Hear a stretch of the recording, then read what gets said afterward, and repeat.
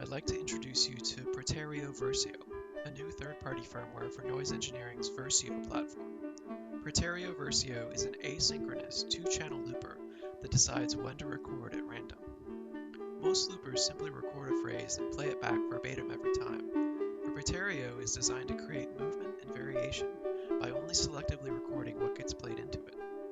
The two loopers have lengths designed to intersect as infrequently as possible, so the end result is a constantly shifting soundscape that evokes what you play it without quite being it. Let's take a look at the panel. The innermost LEDs indicate when each looper is receiving an audio signal. As you can see, each channel is currently receiving a signal, because the left input is normal to the right.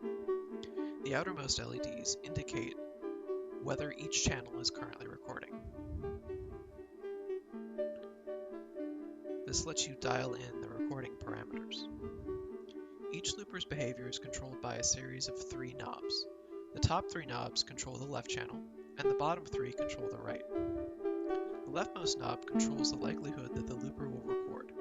If the knob is fully counterclockwise, it will never record. And if it is fully clockwise, it will always be recording. In this position, it functions as a fixed-length sound-on-sound looper, similar to Robert Fripp's Frippertronics setup. If the knob is at noon, it will record 50% of the time.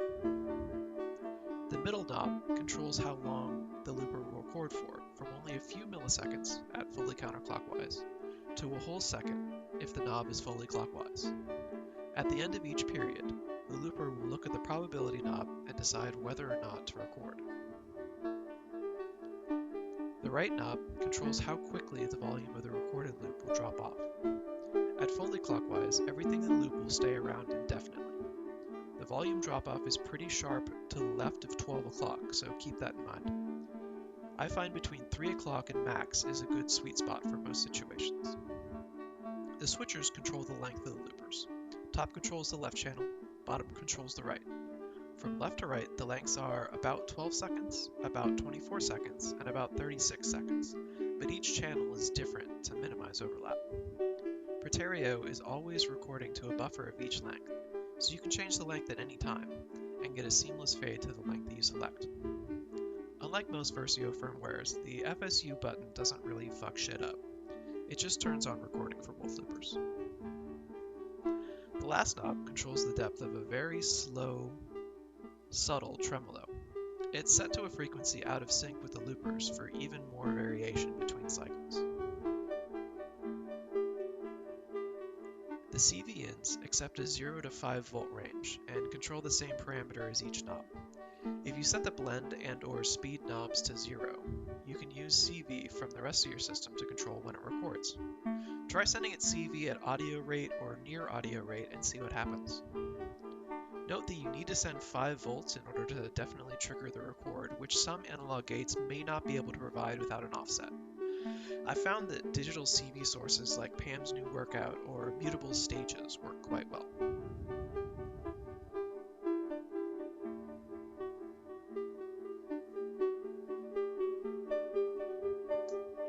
Now let's hear how it works. First off, this is the sequence that we're playing into the Praetereo.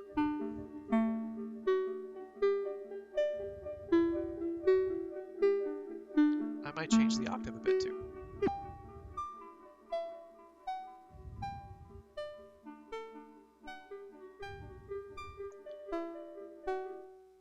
Now here's what it sounds like going into the Praetereo.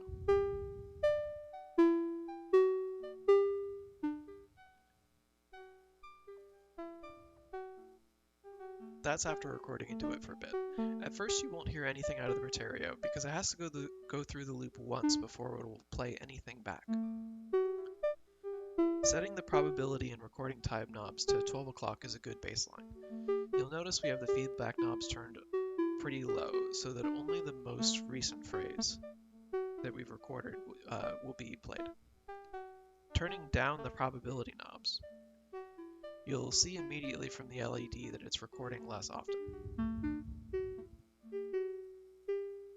We turn up the probability knob, and 12 seconds later things will get a whole lot less sparse. If we turn down the recording time, you'll hear that what gets recorded is a lot more fragmented.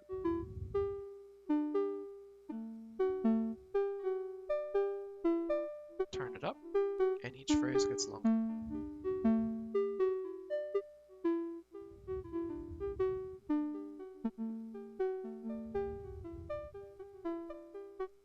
Now let's turn up the feedback knobs so that what we record sticks around for a bit longer.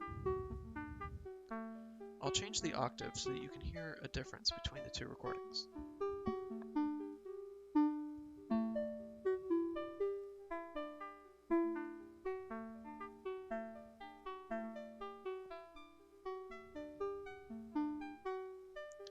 If we change to the longer loops, you'll hear that the octave change hasn't happened yet.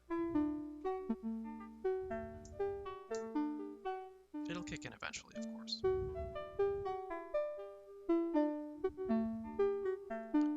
Lastly, we'll add some tremolo.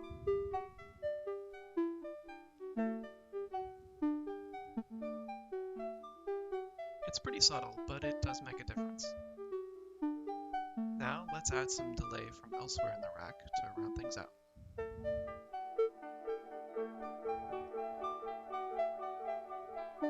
Praetereo sounds best in front of a delay or some other time-based effect.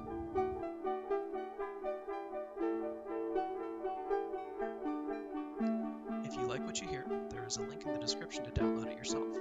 You can install it from Noise Engineering's website